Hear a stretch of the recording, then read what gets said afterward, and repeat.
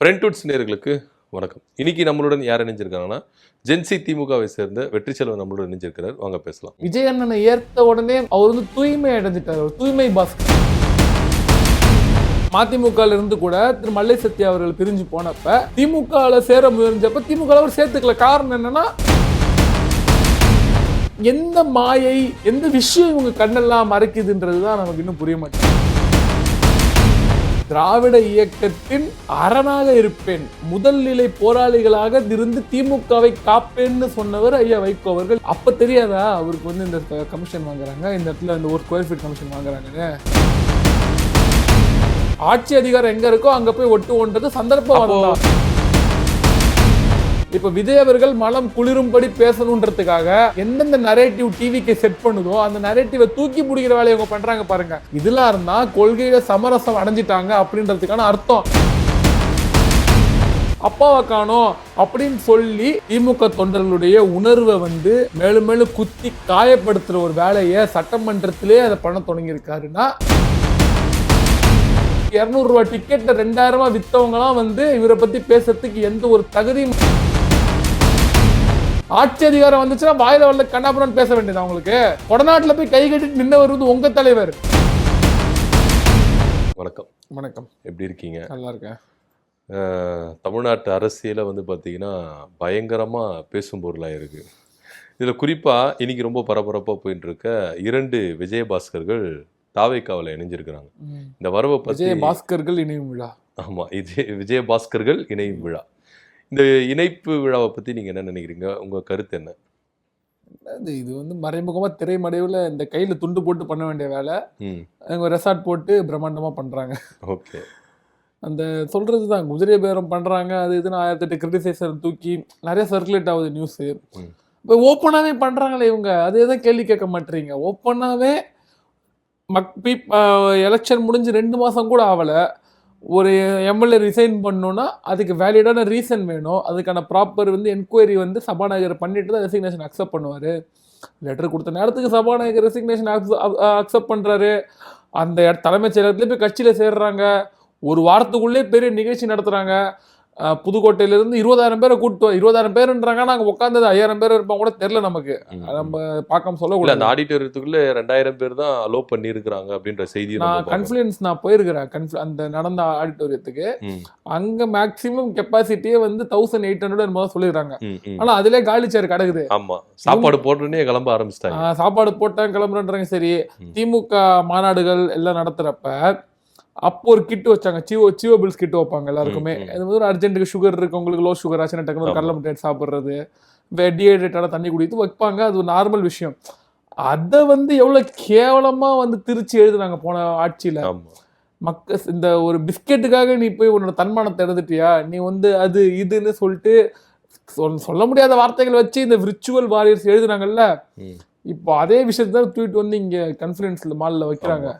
எல்லாருக்குமே வந்து ஒரு கடலை மிட்டாய் வைக்கிறாங்க, ஒரு ஜூஸ் பாக்கெட் வைக்கிறாங்க, ஒரு மிக்சர் வைக்கிறாங்க, மஃப்ளர் ஒன்று வைக்கிறாங்க. ஒரு வேற வார்த்தைக்கு வார்த்தை விஜயபாஸ்கர் வந்து மஃப்ளர் போடுன்றாரு. இவர் வேற அங்க நின்று எல்லாம் வைக்கிறாங்க. அதே பிரியாணி தான் போடுறாங்க அங்கேயும், அதே காலைல பிரேக்ஃபாஸ்ட் போடுறாங்க. எல்லாம் இந்த சேம் என்ன கான்செப்ட் வந்து இந்த மெயின் ஸ்ட்ரீம் கட்சிகள் பண்றத வந்து டிவிக்கே பண்ண ஆரம்பிச்சிருச்சு. ஆனாலும் இதை மாற்றம் மக்கள் வந்து தன்னெழுச்சியா வந்து சேர்றாங்க. நேற்று ஒருத்தர் பேசுறப்ப சொல்றாரு, ஒரு தாவேக்க நண்பர் ஒருத்தர் வந்து ஒரு ஒரு ஒரு தண்ணி போதுன்னா அந்த தண்ணீரை வந்து ஒரு கெட்ட தண்ணி கலந்தா கூட தூய தண்ணியா மாறிடுமா. அது பொது நீரோட கலக்கிறப்ப அதோட தண்ணியினுடைய தூய்மை அதிகமாகுமா. அந்த மாதிரி வந்து விஜயபாஸ்கர் வந்து சேர்றாராம். இன்னும் ஃபேஸ்புக்கில் எழுதுறவங்களாம் எப்போ வந்து ஒரு வெள்ளை வேட்டியை விட்டுட்டு இந்த எங்கள் ப்ரௌன் வேட்டி அந்த RSS கலரில் அந்த ஷார்ட்ஸ் இருக்குல்ல, அந்த மாதிரி அந்த ப்ரௌனு பேண்ட்டை போட ஆரம்பிச்சாரோ அப்போவே ஒரு மனசால தூய்மையானவராக மாறிட்டாரு.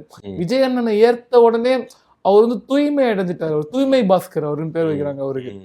சரி, என்னதான் தூய்மை பாஸ்கர் அப்படின்னாலும் ஏகப்பட்ட வழக்குகள் 2 பேர் மேலே இருக்குல்ல. சொத்து குவிப்பு வழக்கு இருக்குது, அது மாத்திரம் இல்லாம குட்கா வழக்கு இருக்கு, இது போல வழக்குகள்லாம் இருக்குல்ல.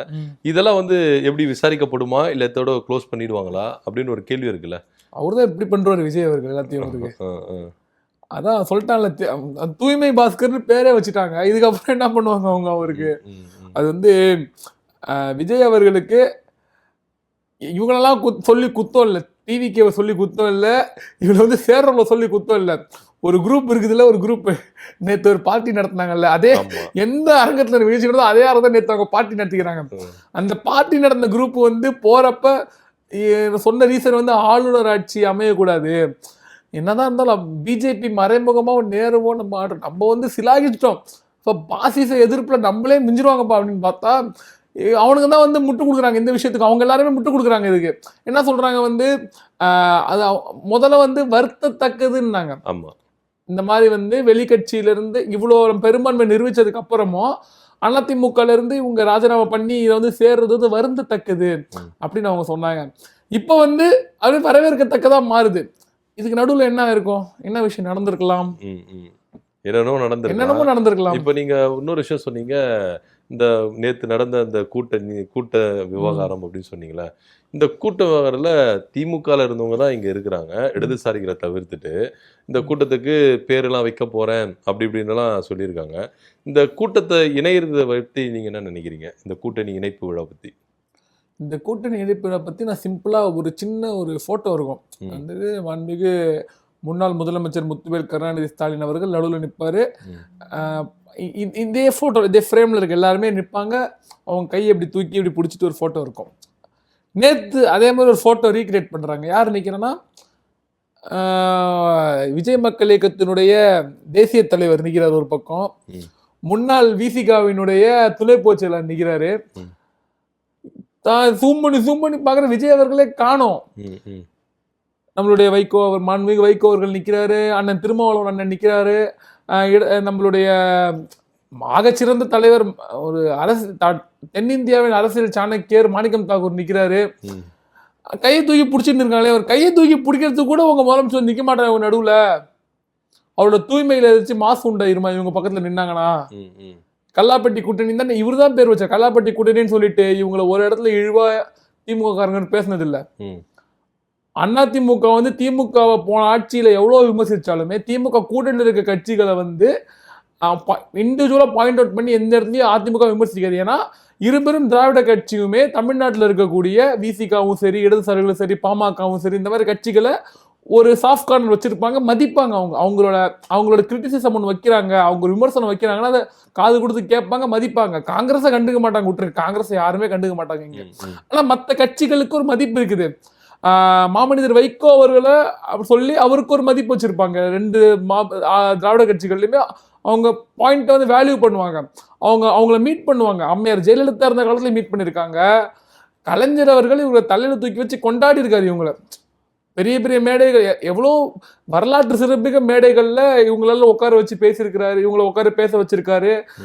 பெரும் பெரும் பொதுக்கூட்டங்கள் நடத்திருக்காங்க. கடைசியா வந்து இந்தியா கூட்டணியுடைய மாநாடு கோயம்புத்தூர்ல நடந்தப்ப கூட எல்லாருமே வந்து மேடையில ஏறி அவங்களுக்கான உரிய மரியாதை அங்கீகாரம்ன்றது அவ்வளவு சிறப்பா கொடுக்கப்படுது இங்க இருக்க ஒரு தலைவர்கள். ஆனா அந்த தலைவர்கள் வந்து இந்த முதலமைச்சர் சந்திக்க வராங்க, ஒரு மீட்டப் ஒரு நிகழ்ச்சி நடத்துறாங்கன்றப்ப அவர் வந்து பிரஸ் மீட்ல இவங்க கூட ஒன்னா உட்கார மாட்டாரு, அவரே அவங்க கையை தூக்கி காட்ட மாட்டாரு. அந்த இடத்துல நம்ம யோசிக்க வேணாமா? அந்த இடத்துல இவங்களோட சுயமரியாதை விட்டுட்டு போலையா?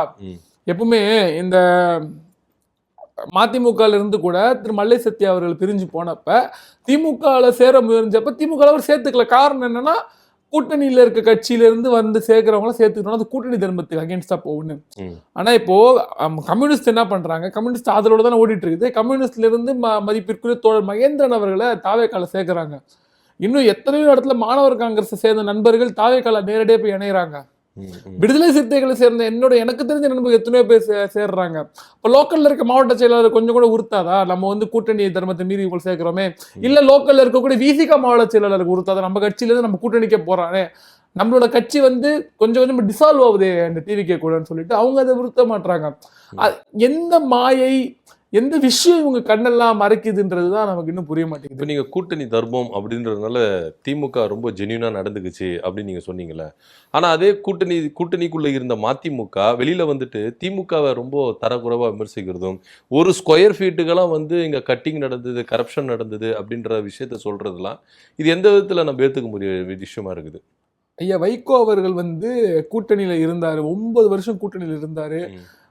திராவிட இயக்கத்தின் அரணாக இருப்பேன் முதல் நிலை போராளிகளாக இருந்து திமுகவை காப்பேன்னு சொன்னவர் ஐயா வைகோ அவர்கள். எப்போனா ரொம்ப முன்னாடிலாம் இல்ல, இந்த ஆட்சி முடியும் தருவாயில இந்த தேர்தலுக்கு மிக நெருக்கமான நேரத்துல சொன்னாரு.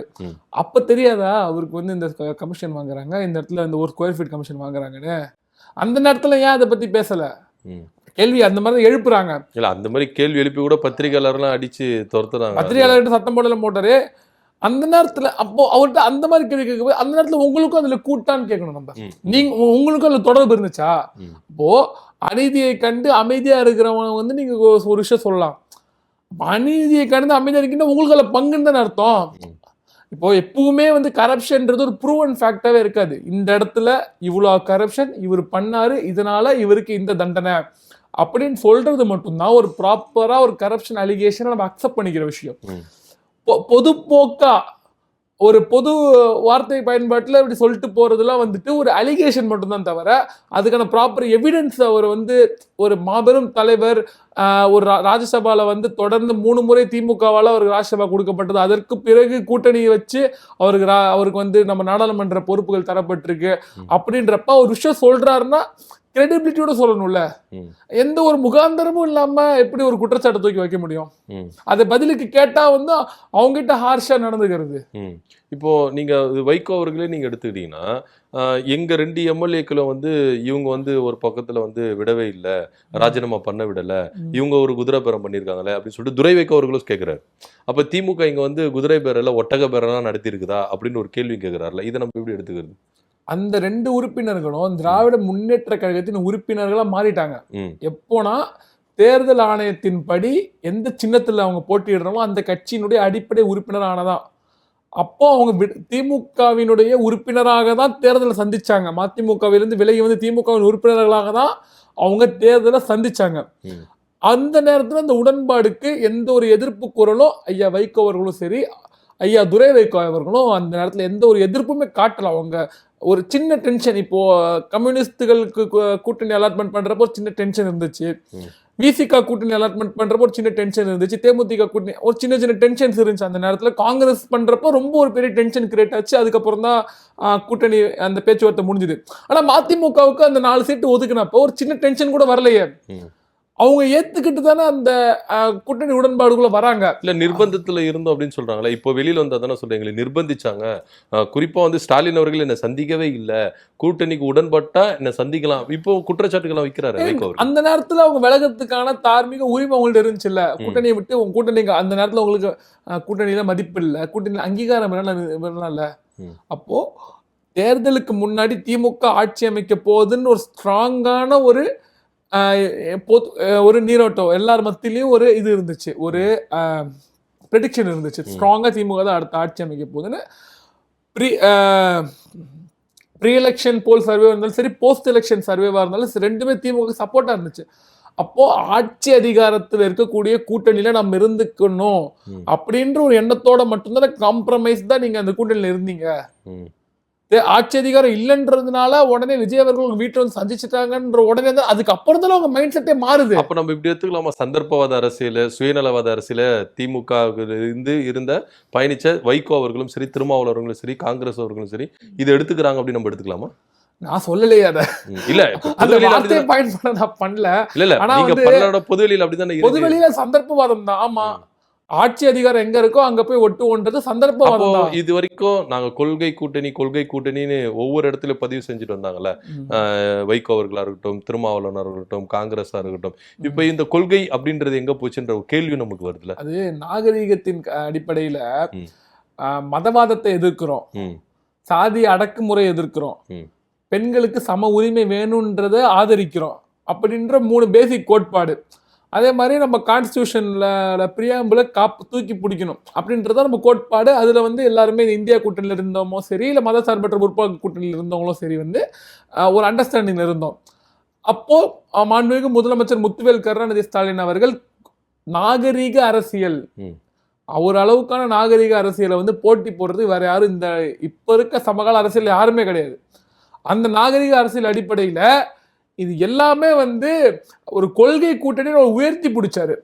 நீங்க வந்து அதிக சீட்டு கேட்குறீங்க, கம்மி சீட்டு கேட்குறீங்க, பேரம் பண்றீங்க, இல்லை வந்து நீங்க டிமாண்ட் பண்றீங்க, நீங்க வந்து இத்தனை நாள் இந்த மாநாடுகள் நடத்தி காமிச்சு எங்களுக்கு இவ்வளவு கூட்டம் இருக்குன்னு காமிச்சு, அந்த மாதிரி ஒரு இடத்துல கூட இவங்க கூட்டணி கட்சி, தோழமை கட்சின்ற வார்த்தை கூட பயன்படுத்தி இருக்க மாட்டாரு. கொள்கை கூட்டணி அழுத்தி சொன்னாரு. அதே சமயத்துல கூட்டணி முறிவு ஆனதுக்கு அப்புறமும் மற்ற கட்சிக்கு இவங்க போய் தாவேக்காவுக்கு ஆதரவு தெரிவிச்சதுக்கு அப்புறமும் கூட ஒரு வார்த்தை மதிப்பிற்குரிய அண்ணன் விடுதலை சிறுத்தைகள் கட்சியினுடைய தலைவர் தொல் திருமாவளவர்களை பத்தியோ, மதிப்பிற்குரிய ஐயா வைகோ அவர்களை பத்தியோ, மதிப்பிற்குரிய இடதுசாரிகளை பத்தியோ ஒரு இடத்துல கூட தவறா திரு முத்துவேல் கருணாநிதி ஸ்டாலின் அவர்கள் பேசியிருக்காரா? பேசுனது கிடையாது. அந்த நாகரிகத்தை அவர் கடைபிடிக்கிறாரு. ஆனா அந்த நாகரிகத்துக்கு மாறா நடந்துக்கிறாங்க பாருங்க இவங்க எல்லாருமே. இதெல்லாம் தான் சந்தர்ப்பவாத அரசியல்.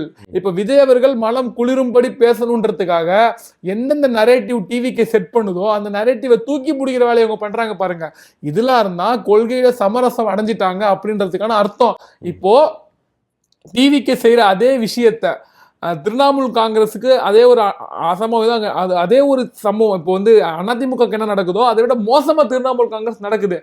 அதை கண்டிக்க தெரிஞ்ச காங்கிரஸுக்கும் அதை கண்டிக்க தெரிஞ்ச இடதுசாரிகளும் டிவிக்கு பிஜேபி அங்க என்ன பண்றோம் அதே வேலையை தானே இங்க டிவிக்கு பண்றாங்க, அதே கண்டிக்க மாட்டாங்க.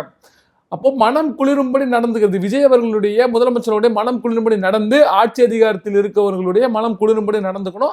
அதன் மூலியமா என்னென்ன பயன்பெறணும்ன்றத பாக்குறதுனால இவங்க கொள்கையில சமரசம் பண்ணிக்கிட்டாங்கன்னா, ஆமா கொள்கையில சமரசம் பண்ணிக்கிட்டாங்க அவங்க. ஓகே, இப்போ நம்ம இப்படி எடுத்துக்கலாம். விஜய் அவர்கள் வைகோவிடம் சொன்ன ஒரு விஷயம், அது வைகோ அவர்களே பொதுவெளியில சொல்லிட்டார். என்னன்னா 2 எம்எல்ஏக்களை ராஜினாமா பண்ணிடுவாங்க, நாங்க ஜெயிக்க வைக்கிறோம் அப்படின்னு சொல்லிட்டு ஒரு குதிரை பேரத்தை வச்சாங்க அப்படின்னு சொல்லிட்டு ஒரு விஷயம் பரவிட்டு இருக்கும்போது, திமுகவும் இந்த சைடில் வந்து ஒரு எம்எல்ஏ கிட்ட கிட்டத்தட்ட 30 கோடி கிட்ட பேரம் பேசுனாங்க. அப்படி இதில் செந்தில் பாலாஜி அவர்களுக்கு கனெக்டிவ் இருக்குது அப்படி இப்படின்னு சொல்ல பேசப்படுது. இது எந்த வகையில் உண்மை? ஒரு ப்ரூவனான ஒரு எவிடன்ஸ் கிடையாது அதுக்கு இப்போ வரைக்கும். அவசர அவசரமாக போய் 3 பேரை கைது பண்ணி அவங்க கிட்ட வாக்குமூலத்தை வாங்கி, அதே மாதிரி சொந்த கட்சியினுடைய எம்எல்ஏ, அதாவது தாவேக்காவோட எம்எல்ஏ தான் கம்ப்ளைண்ட் ஃபைல் பண்றாரு. இப்போ வந்து தாவேக்கா மேல குதிரை பேரம் பண்றாங்கன்னு சொல்லிட்டு அலிகேஷன் வந்து டிடிவி தினகரன் வச்சாரு, ஆதாரப்பூர்வமா வச்சாரு. 2 லெட்டரை காமிச்சாரு. இந்த லெட்டர் எடப்பாடி பழனிசாமி அவர்களுக்கு ஆதரவாக கொடுத்த லெட்டர், இது வந்து என் கண்முன்னாடி சைன் பண்ணப்பட்டது, ஆனா அவங்க காட்டுற லெட்டர் அது வந்து ஃபேக், இல்ல ஏஐயா இருக்கலாம் அப்படின்னு சொன்னாரு. ஆனா பக்கத்துல உட்காந்துட்டு அவரோட எம்எல்ஏ அவரை ஏமாத்திட்டு போயிட்டாரு, அவருக்கு புத்தி அடிச்சிட்டாரு. அந்த விஷயத்த அவர் பண்ணியிருக்காரு. அது வந்து ஒரு இன்னொருத்தவங்க ஓப்பனா இருக்கிறப்ப அவரு திமுக காரர் கிடையாது, அவர் வந்து மெயின் ஸ்ட்ரீமான எதிர்கட்சி கிடையாது. ஆனா அவர் அந்த கிளைம் வைக்கிறப்ப அந்த கிளைமை பெருசா ஏன் யாரும் வேல்யூ பண்ண மாட்டீங்க? ஆனா டிவிகே கட்சிக்குள்ளே இருந்து டிவிகே விஜய் அவர்களுடைய விசுவாசியா இருந்த டிவிகே சட்டமன்ற உறுப்பினர் எதிர்கட்சி மேல கிளைம் வைக்கிறதுன்றது எப்பவுமே நடக்கிற விஷயம். அந்த கிளைமுக்கான அடிப்படை முகாந்திரம் என்னன்றத கூட இன்னும் சொல்ல மாட்டாங்க. அதை கைது பண்றவங்களுக்கும் திமுக என்ன சம்பந்தம் இருக்குன்னு தெரியல. அதை ஒருத்தர் கைது பண்றாங்க, அவர் வீடு லீடர் ஆர்கனைசேஷன் சப்போர்ட் பண்ணாரு, அவரு அவர் கருத்து கணிப்பு எடுப்பாருன்றாங்க. அந்த கருத்து கணிப்பு எல்லாமே வந்து விஜய் அவர்களுக்கு ஃபேவரான கருத்து கணிப்புகள் கூட இருந்திருக்கு அதுல. அப்ப எப்படி ஓப்பனா ஒரு கிளைம் சிக்குச்சுன்னா யாரு என்ன தப்பு பண்ணாலும் அதை தூக்கி திமுக மேல பழிய போடணும், திமுக தலைவர் அவர்கள் தரக்குறைவா பேசணும் அப்படின்ற ஒரே மோட்டிவ், ஒரே நரேட்டிவோட இந்த டிவிக்கு ஓடிட்டு இருக்கு. சட்டமன்றத்துக்குள்ள போயிட்டு அப்பாவை காணோம் அப்படின்னு சொல்லி திராவிட முன்னேற்ற கழக தலைவரை கொச்சைப்படுத்தி பேசுறதுலையும் திமுக தொண்டர்களுடைய மனசை வேதனை அடைக்கிற விதத்துலயும் பேசுறதுலயும் என்ன லாபம் கிடைக்க போகுது? திமுகவுக்கு ஓட்டு போட்டிருக்காங்கன்னா, திமுகவுடைய தொண்டரா இருக்காங்கன்னா அவங்களும் தமிழ்நாட்டு மக்கள் தான். தமிழ்நாடு மக்கள்ல இருக்கக்கூடிய 8 கோடி தமிழ்நாடு மக்கள் அவங்களும் ஒரு ஆள் தான். அவங்க ஒன்றும் வெளிநாட்டுக்காரங்க கிடையாது, வேற ஸ்டேட் வேற கிரகத்து ஏலியன் கிடையாது. அவங்க மனசு குளிரும்படிதான் ஒரு முதலமைச்சர் நடந்துக்கணும். திமுகவுக்கு ஆட்சி வந்தப்ப முதலமைச்சர் முத்துவேல் கருணாநிதி ஸ்டாலின் அவர்கள் என்ன சொன்னாருன்னா, திமுகவுக்கு வாக்களிச்சவங்களுக்கு நன்றி, வாக்களிக்காதவங்க ஏன் இந்த கட்சிக்கு நம்ம வாக்களிக்காம போயிட்டோமே அப்படின்னு பொறாமப்படுற அளவுக்கு அனைவருக்குமான ஆட்சி இந்த ஆட்சி இருக்குன்னு சொல்லி அஷூரிட்டி கொடுத்தாரு. வேற எந்த கட்சியை விமர்சனம் பண்ணாலுமே அவங்களோட வாதத்தை விமர்சனம் பண்ணுவாரே தவிர தனிப்பட்ட பொருள் அவங்களை தாக்குறதோ, கட்சியை தாக்குறதோ, கட்சி தொண்டர்களை தாக்குறதோ முதலமைச்சர் மு க ஸ்டாலின் அவர்கள் ஒரு இடத்துல கூட அவர் அதை பண்ணதில்லை. ஆனா இப்ப இருக்கக்கூடிய முதலமைச்சர் திமுக தொண்டர்களுடைய உணர்வை வந்து மேலும் மேலும் குத்தி காயப்படுத்துற ஒரு வேலையை சட்டமன்றத்திலே அதை பண்ண தொடங்கியிருக்காருன்னா வந்து இது ஏற்புடையது அல்ல. இது வந்து ஒரு நல்ல நாகரிக அரசியலுக்கு இது கரெக்ட் கிடையாது. அதே நேரத்தில் திருப்பி இந்த ஃபால்ஸ் அலிகேஷன் போடுறதுனால பொய்யை வந்து 10 வாட்டி சொன்னால் அது உண்மையை விட போறது இல்லை. அதுக்கான ப்ராப்பரான இன்வெஸ்டிகேஷன் பண்ணணும்.